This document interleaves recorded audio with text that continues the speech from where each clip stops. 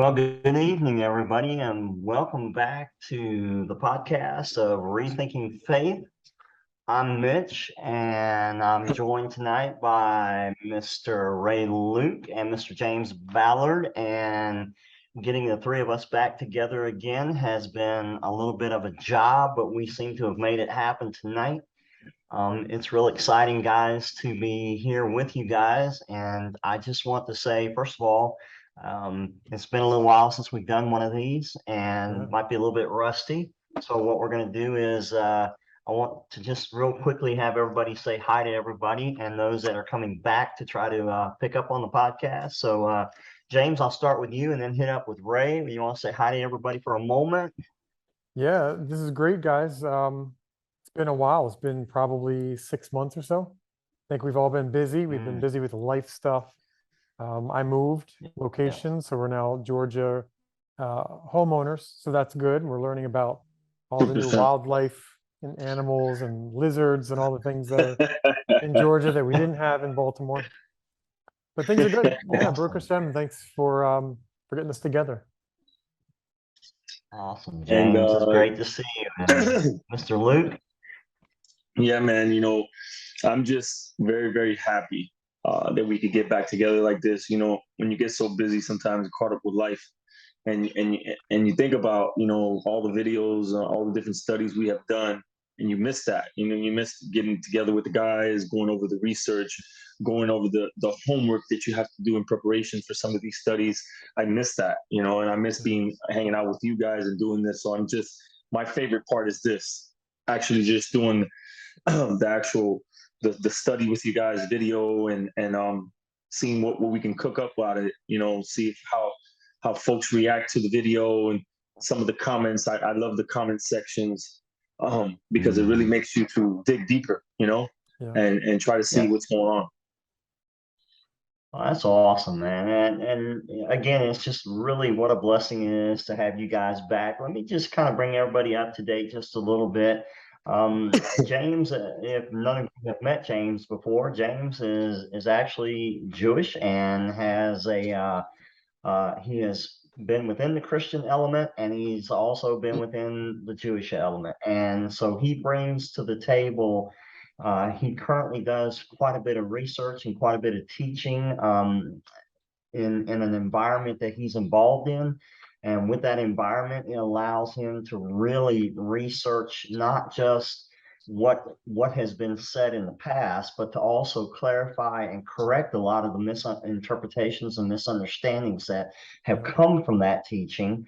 And then I moved down to Mr. Luke, who Ray, I call him Mr. Luke. I'm even talking about Ray, man. That's who I'm talking about. All right.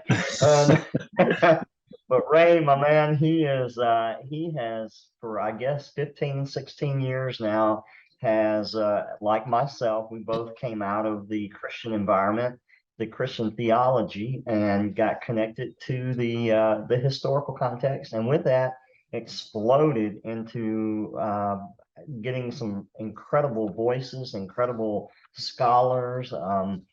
Guys, as we get ready to jump into this, it is absolutely amazing to look across whatever social media, whatever written, on video, YouTube, whatever, just the amount of information that's coming forth nowadays. It's hard to kind of wiggle through a lot of it, but when you do and you start putting together a really solid path of understanding, it blows, for me, it just blows me away at how strong the context is coming about and how rapidly it's coming about. And with that, there are a lot of people that are connecting hard and getting connected and beginning to see, truth within Yeshua, truth within the scriptures that they've never seen before. And that's what we're going to do tonight. We're going to take a look at specifically at Mark 7. And I'm going to turn this over to James to get us started. But we're going to talk about some of the false interpretations and what is wrong with them.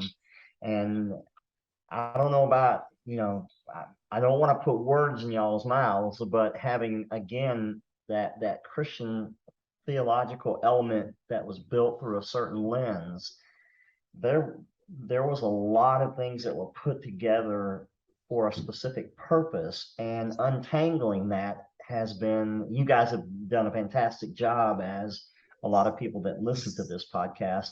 So James, what we're going to do is I'm going to flip this over to you, buddy, and I'm going to let you, since you've done the bulk of the layout here for us, and get us started with this, and let's just see where we end up at tonight. All right? Yeah, sounds good. And I think it's a good topic to start with. And, you know, when you think about the time we live in, the Zohar talks about the wisdom from below, secular wisdom. The gates are going to open, and it's around the year 1840 on the, I think it's a Julian calendar that we're on, that this would happen. And that's been very true. Scholarship from the late 1800s, even more rapidly into our time, has started to completely reverse and make accessible documents that reverse the way we look at the New Testament, to the point where it's almost so quick you can't keep up with it. Yep. What I've observed, and Ray, you've been a part of this journey for me in a conversation in the past. We may go back 5 years at this point. Yep. Or more. Yep. The New Testament is not just a Jewish document, it's a mystical Jewish document. So it's in the ballpark of early Kabbalah. And I think scholars are now coming around to the idea, and it's going to be the new future of New Testament scholarship. But we're going to see that in this study, because it's absolutely the background to understanding Mark 7 and the passage that we're going to talk about, which is also in Matthew 15, and it's also in Luke 11. And it starts with a debate over ritual hand washing, which seems pretty mundane and old school, and something the church doesn't have to worry itself about. But Yeshua's response is a very strange one. He turns it onto a moral focal point. Why does he do that? What does hand washing have to do with morals, right? You could make the quick connection of, don't worry about ritual things, just be a good person, but it's way deeper than that, as we will see. The traditional response, the traditional Christian response that we've heard for such a long time. Right, and then we're also going to look at another later edition, which just completely clouds all of this, and that's the "thus he declared all foods clean." And the people walk away typically from this, and I've heard this many times, with kashrut is no longer valid. So we're going to look at that stuff. Again, I'm going to, so let me just plug this now while I'm thinking about it. I'm going to make these source notes available. If anyone wants to download them, you can connect with me at a website project called thehiddenorchard.com. And I'm going to try to get these up there so that you can download and you can take these sources. We've put them together from the Talmud and different sources, and you can have them to kind of go through on your own. So yeah, let's get your thoughts, Ray, and then we'll jump in. Yeah, for sure. I wanna add a little quick insight to the beginning of this study, and that just has to do with the New Testament itself. Okay, the New Testament is a document that goes from the 70s. Sometimes Paul's letters are dated even earlier than that, 70s, 80s, 90s, 100 Common Era. Okay, it's around that period of time that it was being jotted down, written down, codified, whatever, and being passed out to different disciples within the community, outside the community, to non-Jews as well. The information and the teachings that are in the New Testament are thoroughly Jewish. But the very unique thing about the teachings within the New Testament, okay, so-called New Testament, is that it's never going to take any time out. The New Testament is not going to take any time out. Any of these books are going to take any time out and tell you, explain to you details as what you would see in a study today of a rabbi explaining to you different concepts. It doesn't do that. It's speaking to an audience that it takes for granted that they know Judaism, that they know Torah. Okay, it's not coming from a context of a foreigner not knowing what's going on. So it's not going to take any time to try to explain to you what some of these concepts are. And that there is the difficulty, because for the large majority of what transpired is that religious Jews can swim in this, but non-Jews, they have no clue. And the moment, and it happened very rarely, that the non-Jewish world disconnected itself from the Jewish community, from the Jewish leadership, Yep. it was over. It was over. And what happened is that Jesus' teachings and the teachings of his apostles, who were religious Jews, not Christians, this didn't happen. Christianity didn't happen until the 4th century. What happened is they turned all the teaching on its head, all of it. And that's why you can see historically why the non-Jewish believers in Christianity in general turned against Judaism. Okay, we see this in the writings of the church fathers, etc. Also, we could have today where we have different segments within Judaism with the rabbis that will teach you Kabbalah, and they will teach you Musar, and they will teach you Halakha, Jewish law, etc. In the New Testament, all of these things are within it. And it's not telling you this is a section of Kabbalah and this is a section of, that's not the way that works. The New Testament exists in a historical time frame when the oral tradition of the Jewish people was not even codified. That's very unique. Codified, what do I mean? The oral tradition, the rabbis will explain to you that the oral tradition was never meant to be written down, jotted down, but it was supposed to be passed down from teacher to student in every generation in order to keep it alive and fluent in every generation, right? So it could continue to move. But in order for preservation, and in order for the preservation and the upkeep of the Jewish community after the exile, that the Jews were spread to every parts of the globe, the Jewish leadership did this in order to help preserve Yiddishkeit, Judaism, and to try to help. So we have this aspect that the oral tradition got locked into a time frame. It got locked into a time period. And the Jewish people, they'll tell you themselves, the religious Jews, rabbis will tell you themselves that this was like a degrading aspect of the oral tradition and of Torah in a sense. That it's what we have, and it's what divine providence has wanted us to have. And we could, and there's so much that we've been able to do with Hashem. But it is important to know this, because I hear these arguments all the time. I'm sure you've heard it too, James, that we hear objections to Jesus by people who live within, who have learned, and it's not a bad thing, have learned Torah Judaism, and they apply certain standards that didn't come up until way after Yavdeh, way after. And so they'll apply certain stringencies that were not even enacted at that time. Yeah. And we need to keep this in mind. At the time in the 1st century, the halakha, everything was a little bit more fluent, a little bit more open, and there was room for, room for debate and room for different types of interpretations of how to do certain things. Yep. It wasn't so closed up. So I just wanted to share that. Those are key points to this in the New Testament in general. Everything that Ray said, the context is very important.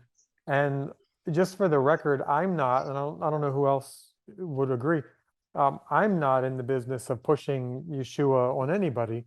I just think both Christians and Jews need to kind of come back to this material from that time period and kind of revisit. There's a story I have. There was a rabbi in Baltimore.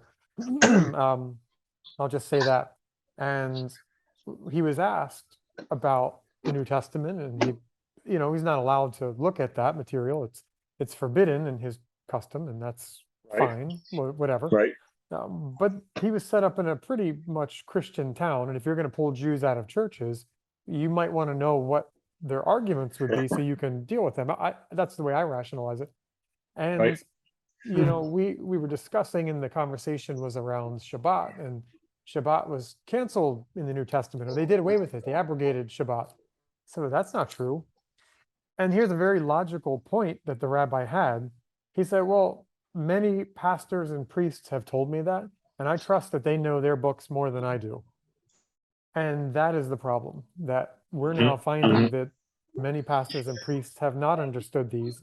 So for 1900 years, we've had misinformation, and a lot of the Jewish world has accepted that at face value. And I think what my point is, Christians want to be Christians, great. Jews want to be great. Let's come to the table and let's at least acknowledge that we're all dealing with something that we didn't understand. And on the Jewish side, I think you want to be careful of Lashon Hara. You don't want to talk about a Torah Jew just in general across the board, accidentally, or indirectly accepting the idea that they're not a Torah Jew, right? We just want to be careful with that. And on the Christian side, you might want to come to a new understanding. Maybe you're there. Maybe if you're listening to the show, you're there, because it might have an impact on how you live your life. It might change something like it did for us. And I think Yeah. that's our point. That's my point. I'm pretty sure you guys are in that same ballpark. Great points, James. Exactly. Totally agree. All right, so let's jump in, Mark. What do you guys think? Mark 7? Yes, let's do it. Some of the disciples ate their bread defiled. Yep. That's a big problem. Mm-hmm.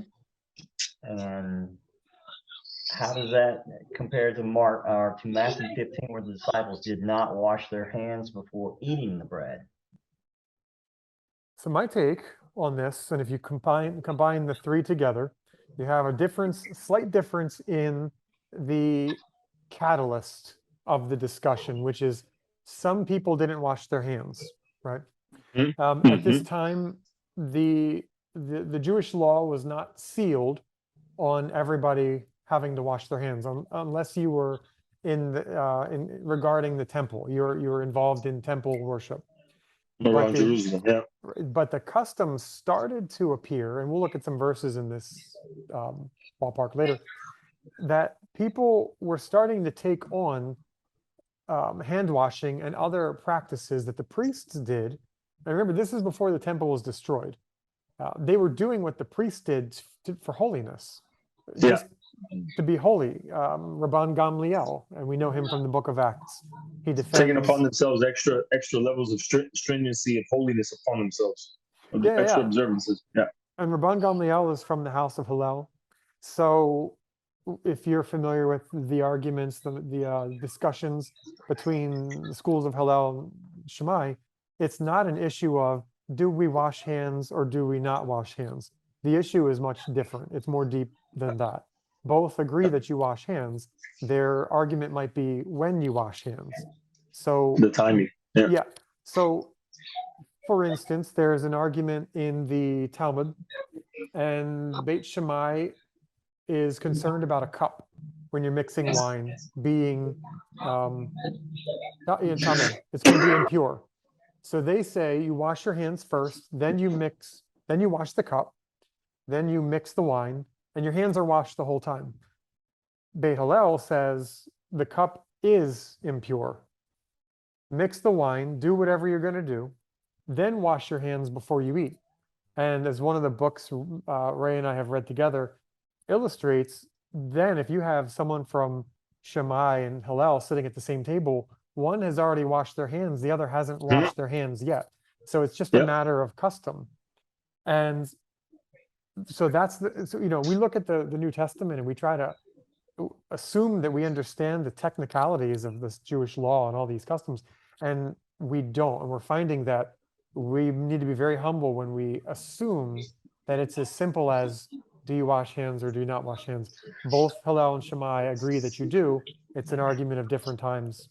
Could you imagine, James, could you imagine the thickness of the book if we just had to discuss one halakhic point? For example, just the washing of the hands. You imagine the argumentation, how it's found in the Talmud, how it's found in the Mishnah, etc. All these things. I mean, the New Testament would be books upon books upon. It would be super thick. I mean, so these are the things that, it would never end. And that's the reason why I made the point in the very beginning. We do not have that background. And we have to do the homework of getting that background in order that we can understand this error that has caused these things, James, Mitch, has caused people, millions of people, their very lives. Yeah. Because of the way that the church, their stance that they took, and the stance that they took against Jews, against Torah. Yeah. And I mean, these are things that people may think that it's not important. This is very important. If you take your faith seriously, if you take God seriously, and you believe in the Word of God, this is something that needs to change. Yeah. I mean, and we need to get to the background of this stuff. Like you said, there's no Christian who knows who Shammai or Hillel is. I mean, folks don't know this stuff. I mean, a lot of people from a messianic background don't know this stuff. So it's very, very important to know these details, because it can literally change your faith, transform it, revitalize it, and make it real. Make it for real, not me living in the clouds. I mean, I know that stuff, it works for some people, but the more historically grounded your faith is in truth, the more real it is. You know, you don't have to believe in unicorns and flying rapture readies and all that good stuff. We don't need none of that. No, but also, Ray, though, and you know, many people, when they get to these particular topics, like, you know, the ritual and non-ritual, you know, are clean and non-clean, but a lot of Christians are, I think, are more followers of Paul and his teachings than they are of teachings of Jesus. They leave the teachings of Yeshua simplistic, but then they delve deep into Paul, but they don't understand who the influence was for Paul, who the teacher, whose major voice, you know, that Paul got his thoughts and his information from. And we talked about this before. That voice, that teacher, you know, he was a grandson of a great rabbi, and it went down through the generations and right into Paul. And you can't you can stay on the surface with Paul. And we talked about this with great authors like Mark Nanos that are now available for helping people to understand Paul better, and to begin, especially with Paul's writings. But you stay within the Gospels here, you know, and when you talk about the New Testament being mystical, and you talk about certain areas of it, you're gonna get escorted out the back door by a couple of Baptist men. You know, I mean, it's quickly going to turn kind of sour when it goes from that to, you know, the historical context. But look at how complicated this situation is now that you have brought up Paul. Look how complicated this situation is, right? You brought up Paul. We're talking about Jesus and Jewish law, okay? Yeah. Jewish law, the full extent of it, does not apply to non-Jews. Right. And Paul is not an apostle to Jews, but to non-Jews who have a different set of obligations. They don't have the full yoke of the Torah, of the law of God upon them, right? And we know this from Acts 15. We know this from other historical sources outside of the New Testament as well. They don't have the full yoke of the Torah upon them. They have certain obligations that they have to fulfill, and Paul taught that. He was not teaching them the nuances of how to eat kosher, or, you know, how to wash their hands before eating. Maybe some of those things were done, but for the majority, that's not the focus for Paul. That was not his focus at all. Right. And so, but I'm glad you brought that up, because you're absolutely right that this is the way that Christians and many other people look at Paul. They think that they can interpret what's going on in these passages, Mark 7, Matthew 15, Luke 11, through the eyes of Paul. Yes. You've dropped the ball. You've messed everything up. Backwards, right? And well, I mean, it doesn't go backwards. It kind of goes forward and then jerks back. But with having what you're doing, James, here, especially in the Gospels and in these particular areas here, it just it's mind-boggling, like I said, to somebody like me who has, you know, grown with with that certain lens, and still, even, you know, a decade plus down the road, is still peeling off the effects of that. And when you start getting into now this, you know, these verses and looking at them strictly the way they were supposed to be viewed, it is eye-opening, and it's very it's, you know, to make it applicable to your own self and the understanding of the person of Yeshua, it's it's an incredible, it's just an incredible, incredible journey. Yeah, and this is one of those examples, and we've looked at these. So for anyone who's new to the podcast, we have a lot of episodes, 2 seasons actually, of episodes where we deal with Hillel and Shammai and the Pharisees, and just some general context that would be helpful. So when you listen to a few of these, go back in the past, and you'll have a better picture. We talk about some critical things that are relevant to this, but this is one of those examples where if you don't know these things, you can come to the complete opposite answer or the complete opposite point of what Yeshua was talking about. Which, Yeah. like I said, go back to the rabbi I was talking to. That's a bad interpretation, which gives it gives many people the wrong impression, and it ripples through centuries. From this passage in Mark 7, we get the idea that Yeshua does away with traditions. He doesn't like traditions.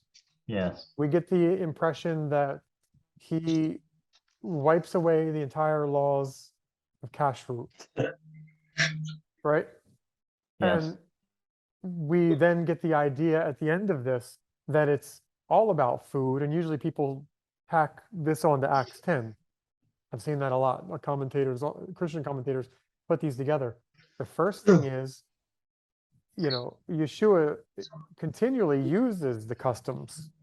He's immersed in it his whole life, his world. The apostles do. So it can't be the traditions are bad. So we leverage that with traditions that cause a problem, prevent somebody from keeping Torah. The difference between deoraita, the written, like the command from the Torah, or Rabbanan. a rabbinic fence.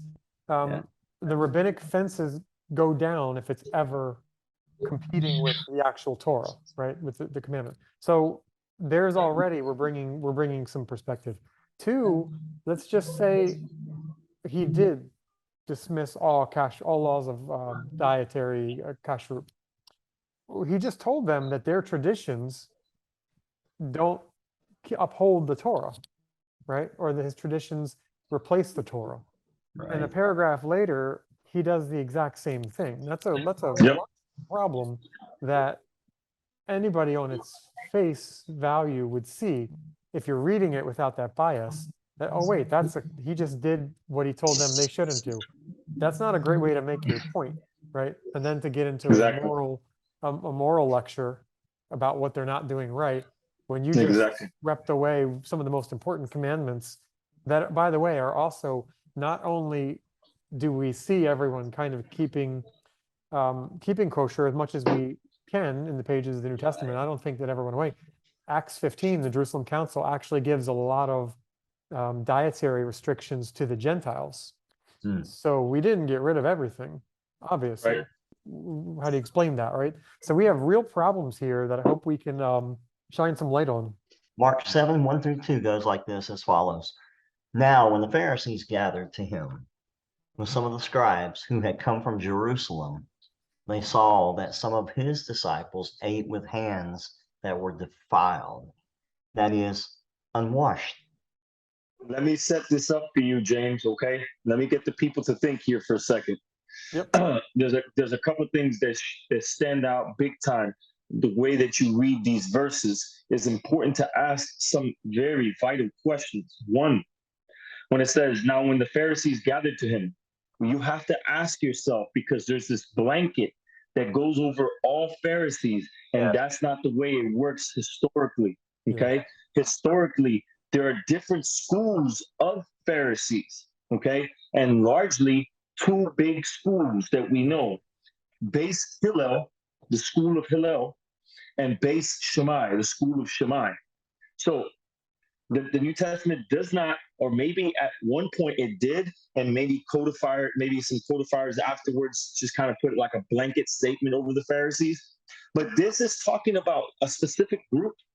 And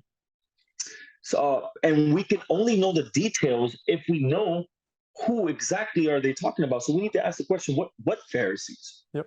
There were different Pharisees, okay? Then it says, it also had some of the scribes who had come from Jerusalem. A lot of times when you read in the New Testament, you can get this from a lot of different scholars. When it says the Jews, or the Jews of Jerusalem, etc. This is talking about us, not all Jews, but Jews from a specific location, from a specific uh, type of context. And the scholars usually say it's in the context of, it's really, what it really means is the Judeans from Jerusalem, from the schools up there. Okay. So it's talking about a specific people.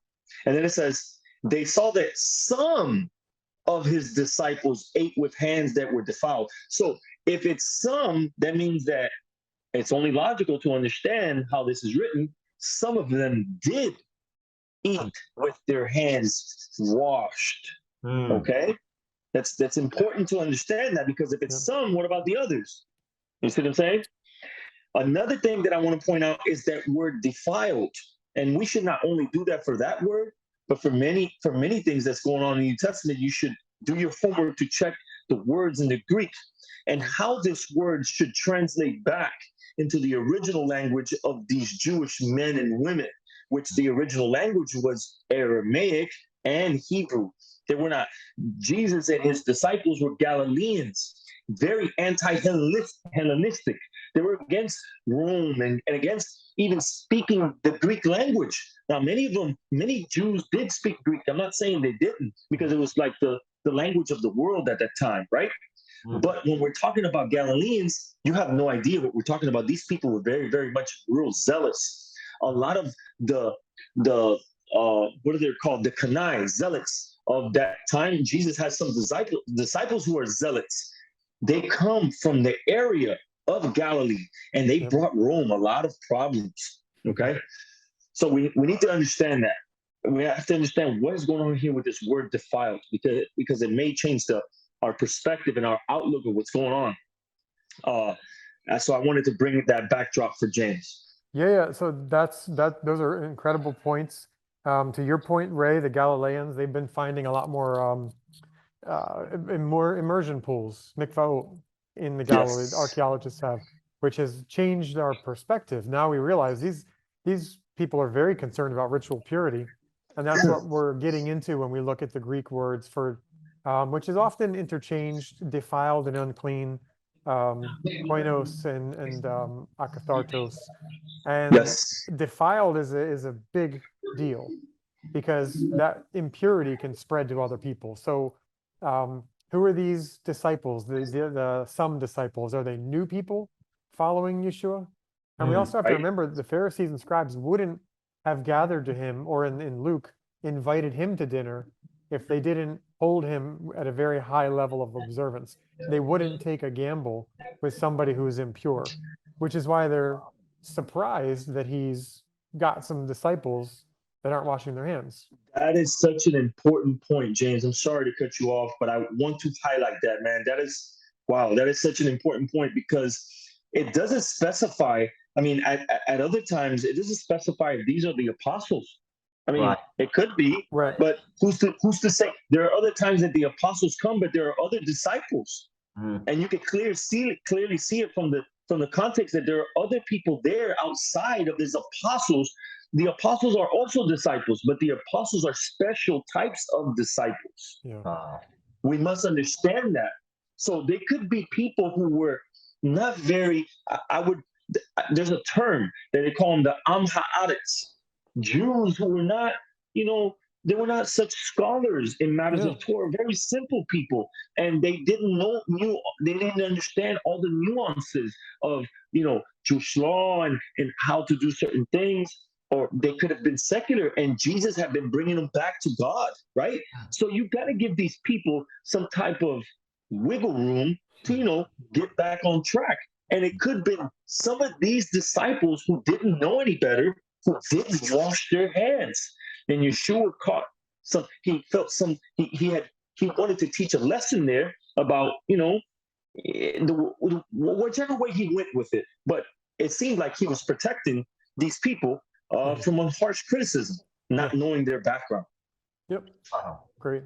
Wow, man, you guys just took me to school. That was beautiful, man. I mean, the commentary was just, I'm still dumbfounded. It was absolutely incredible. I'm gonna head on over into Mark 7:3, which is often omitted. It says, "For the Pharisees and all the Jews do not eat unless they wash with a fist, holding to the tradition of the elders. And when they come from the marketplace, they do not eat unless they wash." And there are many other traditions that they observe, such as the washing of cups and pots and copper vessels and dining couches. Okay. And then Mark 7:4-7 goes like this. "And the Pharisees and the scribes asked him, 'Why do your disciples not walk according to the tradition of the elders, but eat with defiled hands?' And he said to them, 'Well, did Isaiah prophesy of you hypocrites, as it is written, these people honor me with their lips, but their hearts is far from me. In vain do they worship me, teaching as doctrines the commandments of men. You leave the commandments of God and hold to the traditions of men.'" Yeah. And this is Back one up of to Mark those, 7:3. was that? I said back up to Mark 7:3. Yeah, all right, go ahead. Go take that one. No. You got it. You got it. I said back up to Mark 7:3 because this is such an important point right here. Yes. Yeah, What you have there in parentheses. every verse is so packed, isn't it? Fact. Yes.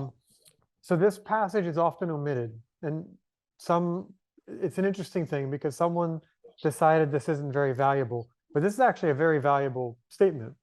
What we're seeing is the Pharisees and the Judeans. If you look at the word, it's probably more commonly translated as Judeans here, which is a specific subsect, right? It's not all Jews. We're talking about a very specific group in Jerusalem. They wash with a fist. So if you're familiar with netilat yadim, raising of the hands and washing hands, you wash with kind of a loose fist. It's a tradition we've been doing for a long time. And they do this from their trips back to the marketplace, because the marketplace is often a place where pagans are selling goods. And there's an entire tractate in the Talmud that deals with this issue called Avodah Zarah, which is foreign worship.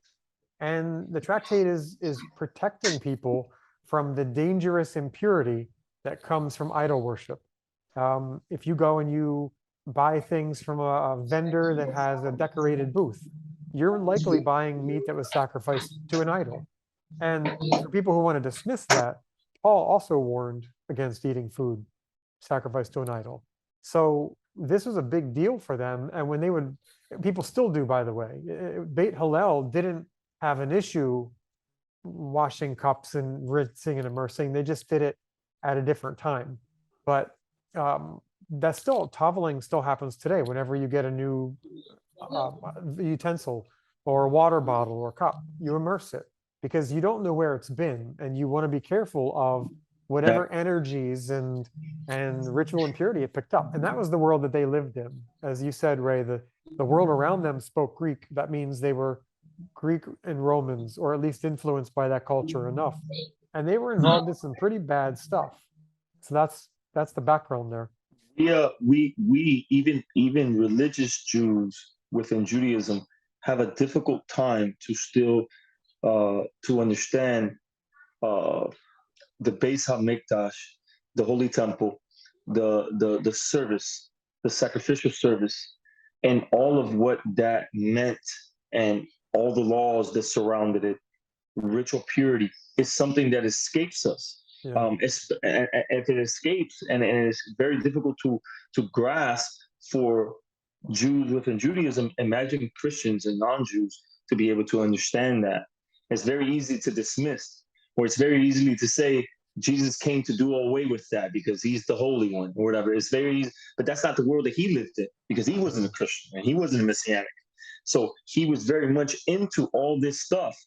I mean, just think about it like this and see what it does to your picture of Jesus, to think about Jesus coming into Jerusalem, going into a mikvah, and doing all the prescriptions to be ritually pure. Think about that, in order to enter the temple area, to be able to worship and pray with other fellow Jews there. I mean, these things just really, really take you on a different trip, give you a different perspective, a different outlook of what's going on there. And yeah, the marketplace, like you said, everyone had to buy their food or somewhat engage in the marketplace. And the marketplace was full of pagans who were walking around on a consistent basis in a ritually impure manner.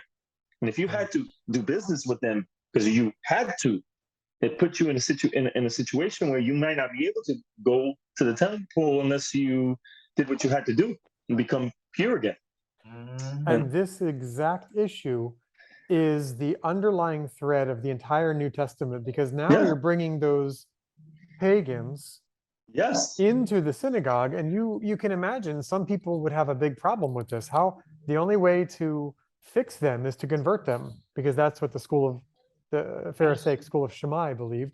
And the New Testament is really showing what happens when you bring people from that world into a holy, pure place. And this is what it's about. And this is what Acts 10 is about, as we'll see. Yes. It's about people, and the apostles basically take the non-Jewish world and they break apart this subsect, and they say these people are followers of God through Yeshua. They're no longer unclean, as Peter realizes. But the rest of those pagans, Paul uses them as the backdrop to tell this group not to be like that group. So that's the context. And ritual purity is the background to everything in the New Testament. Think about this. Think about this, James. Think about, and this brings a lot of perspective. Why? There's always been anti-Semitic and anti-Judaism type of feelings and beliefs. When I talk about this in the temple courts, why is there a temple court for Gentiles and another one for women and another one for the men? Why? Because of this situation that we have no connection to, ritual purity. Even some of the kosher non-Jews who were God-fearers or Noahites, they still had to go back and deal with the other non-Jews, which would have put them ritually impure again. This is why these temple courts and the way they were kind of segregated it's not about Gentiles are bad or Jews are good or what. It's not about that. We have missed the entire context and understanding of what's going on here. Exactly. Wow. That let me move over into Mark 7, continue on with Mark 7, 8, and 10. And it says, and he said to them, you have a fine way of rejecting the commandment of God in order to establish your tradition. For Moses said, honor your father and your mother, and whoever reviles father or mother must surely die. Mark 7, 11 through 13. But you say, if a man tells his father or his mother, whatever you would have gained from me in Korban, that is, given to God, then you no longer permit him to do anything for his father or mother, thus making void the word of God by your tradition that you have handed down, and many such things you do. So these last sections, people generally walk away with the idea that all traditions are bad, and traditions of men are particularly bad, which means, and I've heard people teach this, Judaism is a religion made of traditions of men, so therefore it's no longer valid, right? That's a absolutely common and unfortunate outcome. But what Yeshua is talking about, there's actually a parallel in the Talmud. And the story can be found in, and I have it in the notes, and again, I'll put those online. It's Shabbat 127b, and I'll paraphrase it. So if any of us decide to have a painter come over our house or a laborer, it's by Torah law, Leviticus 19, that we have to pay that person that day for their work, their wages. Deuteronomy says the same. You give them the money the same day because you can't hold the money from them. Kind of puts a spin on how we do our paychecks at work today, right? We don't get paid same day. We get paid monthly or biweekly. That's not how the Torah says we should do it. We should be giving people their money the same time. So there's a story in Shabbat 127, and there's a guy who does work for a homeowner, and he finishes the work, and the homeowner says, I don't have anything to give you, I'm sorry. And he says, what about food? And what about animals? What about land? He goes through this entire list, and the homeowner shrugs, I don't have anything, I'm sorry. I did have things I could give you, but I donated it to the temple. You know, I made it, I Yikes. consecrated that, made it teruma to the temple. Now, that's a good thing, right? The tradition of allowing people to, it's in the Torah, but allowing people to do that, that's a good thing.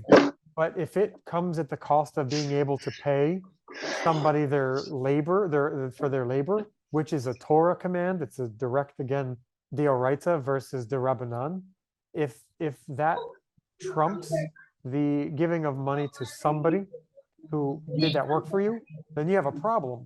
And it sounds like Yeshua is pointing to a situation where they didn't let the guy off the hook, and the laborer would have been, or the parents in this case, wouldn't have had anything because the son gave it over. In the Talmud, though, the homeowner goes and has those vows annulled, and he's able to pay the laborer, and he apologizes profusely for that because it was a violation until he had those vows annulled. But you could very easily see how somebody would hold him to that, right? And then this other guy would be poor. I don't know how often that happened, but the parallel is virtually the same in the Talmud. Yeah. Yeah. That's beautiful. That's beautifully put. I mean, that even helps me to understand it a lot better. Makes a lot of sense. You know, the times that this kind of happens, where you have both the rabbinic law, and it comes in direct conflict with the Torah law. Yep. The Torah law should win, and this is Yeshua's argument. This is what his main argument, his thrust was. And one more on this note, if somebody had, and this was from a teacher that Ray, you and I have read the book, if somebody's hands are washed and they come to give an offering, which is what God commanded, and a certain Pharisee were to say, you didn't wash your hands, that offering is now invalid.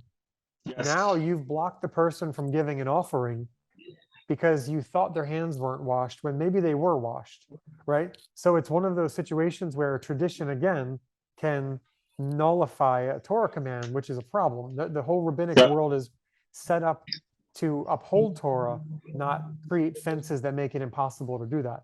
So he's calling them out in ways that they call themselves out in the Talmud. It's this normal rabbinic dialectics. Yep. The things that we miss, the things that we miss in our world, we miss these things. We don't have any background to these things. We don't know the context and the language, and so this is definitely the struggle. Yep. Yes, and how many times have I read through this and read through it and read through it and read through it and read back through it, and just had no idea, no concept, but the gray areas are there, but you don't address the gray areas. You don't know how. A lot of Christians just don't know how to address those gray areas. If they do address them, then they're called heretics, or they're called, they're going outside the box that they're supposed to be in and stay in. And so, but it demolishes those gray areas of you understanding what's really going on in the life of Yeshua, in the life of the disciples, in the life of the people that are within that, that context, that community. It's incredible. Mark 7:14-17 continues like this. And he called the people to him again and said to them, hear me, all of you, and understand. There is nothing outside a person that by going into him can defile him. But the things that come out of a person are what defile him. And when he had entered the house and left the people, his disciples asked him about the parable. Yeah. You want me to continue? Yeah, do the next one, and then I think we'll come back and. Sure. And then continuing, Mark 7:18-19, and he said to them, then are you also without understanding? Do you not see that whatever goes into a person from outside cannot defile him, since it enters not his heart, but his stomach, and is expelled? Thus he declared, all foods are clean. Which is when you understand the discussion, that parenthetical statement which was added. Now remember, the one that's important was omitted, and this parenthetical statement is added, which is not in the original manuscripts. No. I think they date it back to the 3rd or 4th century, which means we're into the Christian era, right? The church fathers at this point.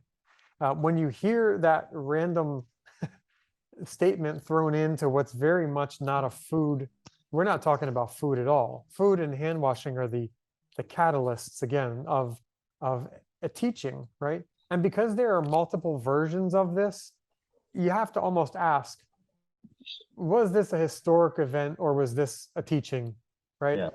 Yes. You kind of have to back up and say, okay, wait, 3 different versions. We're learning something. The audience is learning something. Now, what Yeshua is teaching, and I have this in the notes again, a midrash teaches, an ancient midrash, Numbers Rabbah 7:5, teaches there are 11 types of impurity. So when Yeshua is talking about food coming and going through you, he's sidestepping another halakhic argument in itself the rabbis have about what happens to food. Is it impure, right? They have these discussions, and they're hilarious, but they're interesting, and they're worth reading. But he's sidestepping that, and he's talking about what defiles you. Again, it's a high level of impurity we're talking about. And Numbers Rabbah says there are 11 types of defilement, things that separate you from the Creator, disconnect your consciousness from God, right? Blaspheming, immorality, bloodshed, bearing false witness, arrogance, lashon hara, lying, swearing, taking a false oath, chilul Hashem, which is basically desecrating the name of God, idolatry, and the last one is entering a stranger's house. And again, that comes down to probably like a Gentile's house. You don't know what's in their house. Sometimes the Romans would bury people in their front yard. So you're going into their property and you're becoming impure. And these are the types of impurity. Now, when you have these, it doesn't mean that you're sinning unless it's one of the averot, like blaspheming or lying. But some of them are entering a stranger's house, or some of these are just, it's part of life. But you have to remedy those, because those are the impurities he's talking about. Right. And that's what he's teaching. He's not teaching about dirt on hands, right? He moves away from that argument. So that whole, thus he declared foods clean, is honestly, it's such a deflection. It's a head fake, and most people follow it and miss the point. Well, and to go go ahead, Ray. Go ahead. To go back to the point that you had made in the beginning, James, that at this time in the 1st century during Jesus' day, it was a fairly new thing. What a lot of the people began to practice because of the Pharisees and them starting to practice this stringency of holiness, because these people were really feared God, and so they began to do the hands washing that only priests would do. And now it became more of a common thing. It started spreading out amongst the people, and the Pharisees began to teach it to all people, and it began to be like a norm, like if it was biblical law. But at that time, it was still a lot of wiggle room. Some people weren't doing it. And if you know some history of what was going on, there was this, not conflict, but a debate between the Judeans and the Galileans. Kind of did things a little bit differently, of how, not too much, but certain things of how it clearly, this is we see that even among the Pharisees, as we already spoke, there was a different way that they did it.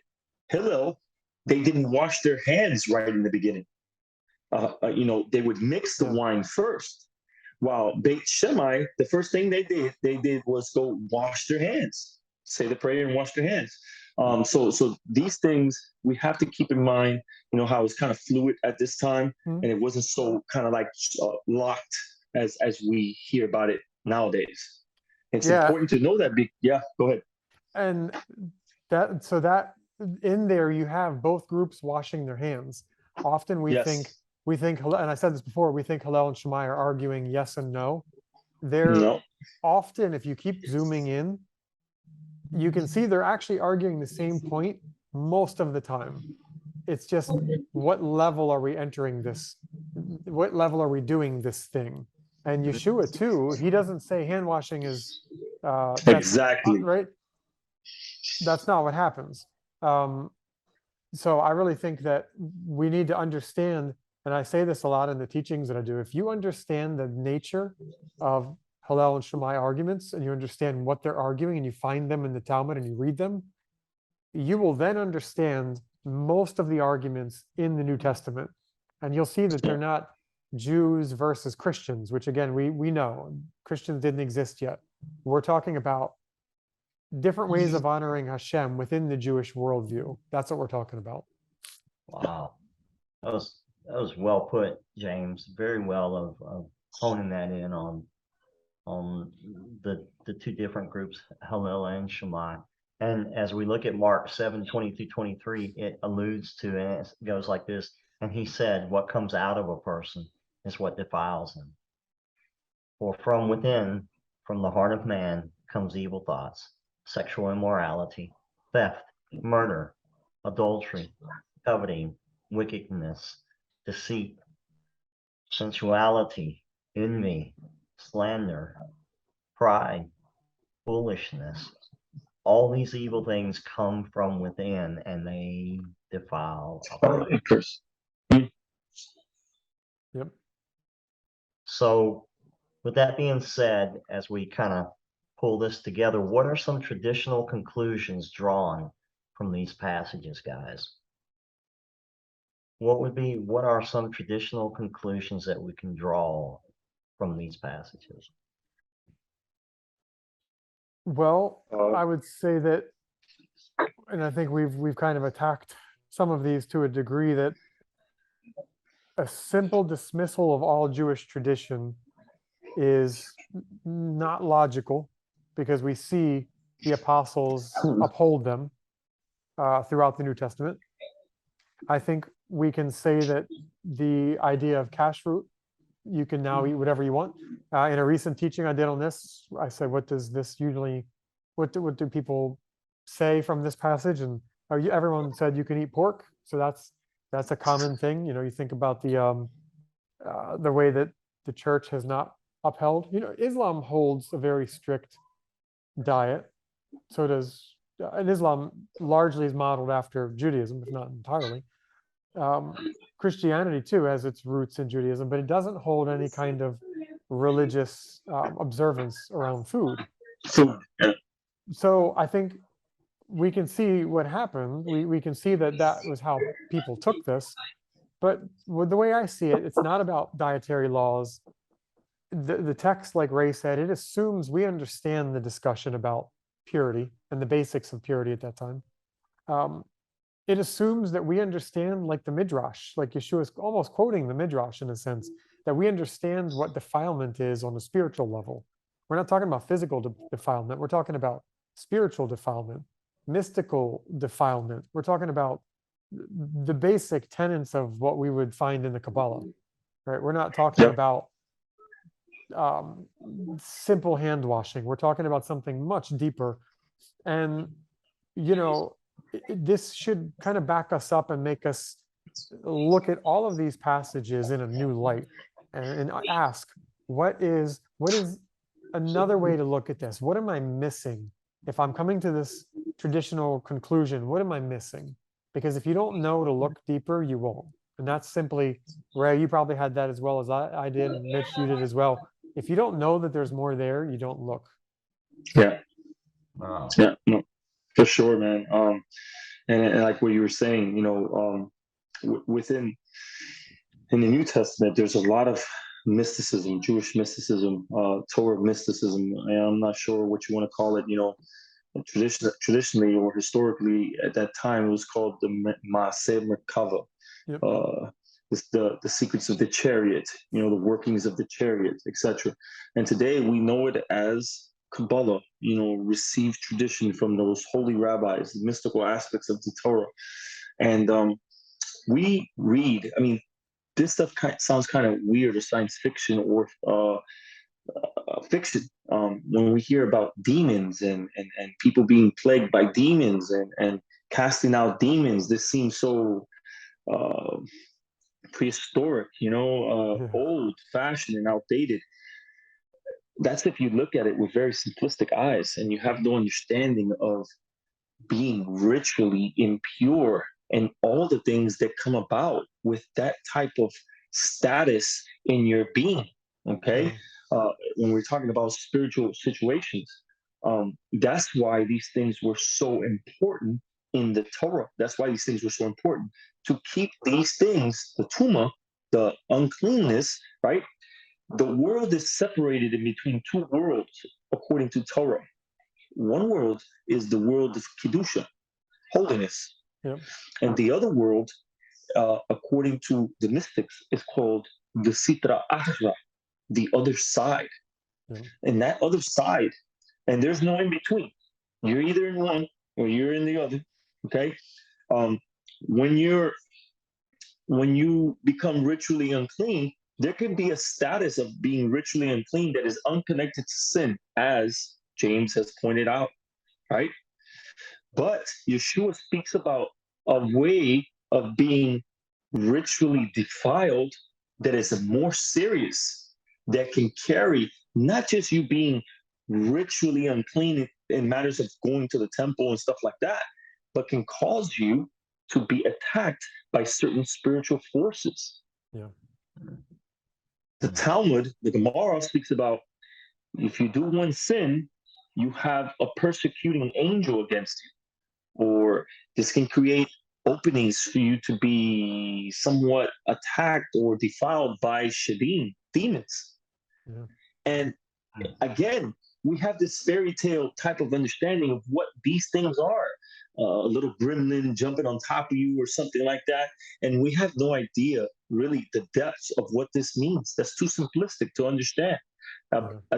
Being attacked that way. You got to think about the psyche. You got to think about consciousness and how people are plagued so bad with, what do we call it today?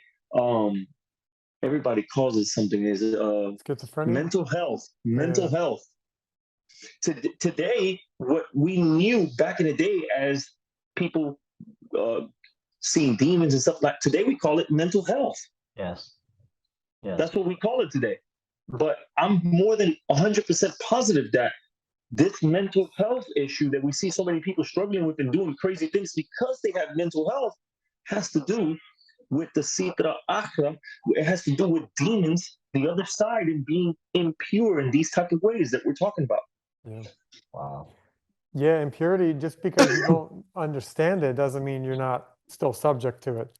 And the unique thing about the New Testament is that it's largely dealing with Gentile impurity. The Jewish world already knew about it, right? They already knew about it and were dealing with it. Seeing the girl in, I'm forgetting which book it is now, the young girl, the Gentile girl she had a demon. They realized, Yes. oh no, Gentiles can have this too. That was the revelation of the New Testament that we take for granted. But yet most people aren't aware of it, so most people aren't protecting themselves from it. Because the non-Jewish world doesn't have a lot of protective guidelines in order to protect themselves against these bad levels of tumah. Yep. I'm not saying that Jews don't sin, right? But when we're talking about religious people who fear God, they know that the way to combat this is through drawing closer to holiness and keeping the service of God, keeping the commandments, etc. This is the way to protect yourself. While in the non-Jewish world, it just you kind of live life as you see fit. Don't tell me how to live my life. I do what I want, and you contract all these things. You can contract all these things that you're not even aware that you're affected in this way. Yeah. Wow. Well, I guess to bring this into a conclusion and bring this together as we finish out what I think has been one of the most amazing teachings that you guys have brought to the table. I love what James said, you know, if you don't know what's missing, it's hard a lot of times to go looking. And, you know, having grown up with a particular translation or interpretation, a lot of times you don't know what's missing. And so it's extremely powerful to be able to back up a little bit, to relearn, to rethink, to look at Yeshua in a in his correct light, and to see that. And this has been, I think, one of the most profound teachings that you guys have pulled together, you know, this information and allowed us to look just, you know, what is really going on in these chapters of Mark and how that plays into the life of Yeshua, the disciples, you know, those that gathered, and then on the importance of it to be carried on traditionally. So I think we're gonna pull this one into a close. James, you want to add anything as we close this out? You or Ray, either one? No, it's good to be back. We'll have to get some more topics and get back on the calendar with these. I wanted to say, guys, that I'm appreciative again to be here with both of you guys, and I want to give I wanted everybody to know how hard James works at some of this stuff, and he gets a lot of credit for these slides. Man, these things are so organized and so much wisdom to it, so much research I can tell that he has done, so much work, a lot of work, and I want to give credit where credit is due. He's an amazing guy. He holds us down really with this stuff, and Mitch, man, you know, I appreciate your wisdom, brother. Your background, and that helps a lot of our listeners that you have. A lot of people are unaware. Mitch went to seminary, graduated from seminary and stuff like that, and that context, that world helps to be able to build these bridges and to be able to help bring people through to and fro that bridge into the emet, the truth of God. But man, thank you guys. Thank you for all the listeners, and may this be a blessing to you. There was so much more. I'm looking at these slides. There's just so much more detail to go through. But like James said, he'll give the website where it's going to be on, and I would really recommend that you go and look at this slide and see the amount of information that's there and research. Take a look at it, search it out, and follow it to where it leads to go and do the research. I mean, it'll open your minds and give you a brand new perspective of what's really going on in the life of Jesus and his apostles. Blessings.